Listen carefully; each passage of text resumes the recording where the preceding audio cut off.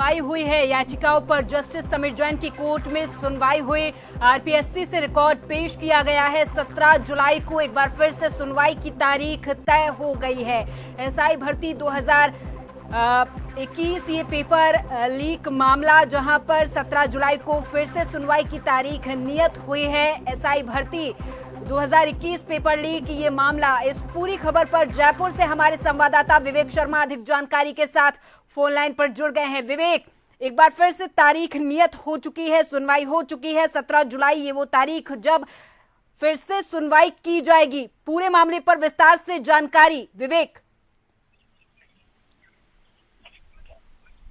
देखिए, एसआई भर्ती 2021 paper leak मामले को लेकर आज भी राजस्थान हाईकोर्ट में सुनवाई जारी रही है। कोर्ट के निर्देश पर आज एसआईटी चीफ और एडीजी एसओजी वीके सिंह जो है वो कोर्ट में उपस्थित रहे।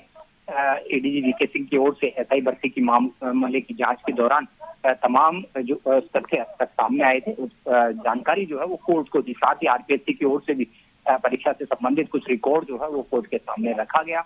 इस मामले में एडीजी वीके सिंह की ओर से कहा गया कि जिस तरह से अब तक सरकार की ओर से कहा जा रहा था कि मास लेवल पर पेपर लीक नहीं हुआ था, जो चयनित अभ्यर्थी थे वो भूतपूर्व सेवाओं में थे और अपनी सेवाएं छोड़कर इस भर्ती में शामिल हुए थे, तो पहले से वो चयनित थे तो वो नकल नहीं कर सकते। लेकिन आज जो एडीजी वीके सिंह थे उनकी तरफ से जो कोर्ट में दलील जो बात कही गई, जो तथ्य पेश किए गए, उसमें ये कहा गया कि भूतपूर्व सैनिक जो थे वो या अन्य सेवाओं से आए लोग जो थे वो भी इस भर्ती में गड़बड़ी शामिल रहे हैं, पकड़ में आए हैं।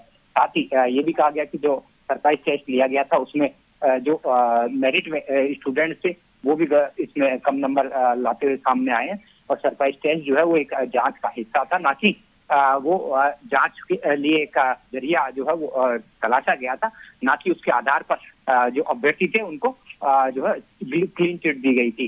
साथ ही कोर्ट में कहा गया कि जिस तरह से इस पूरे मामले को लेकर जो अब तक आरोपी गिरफ्तार किए गए हैं उसका डाटा जो है वो कोर्ट के सामने रखा।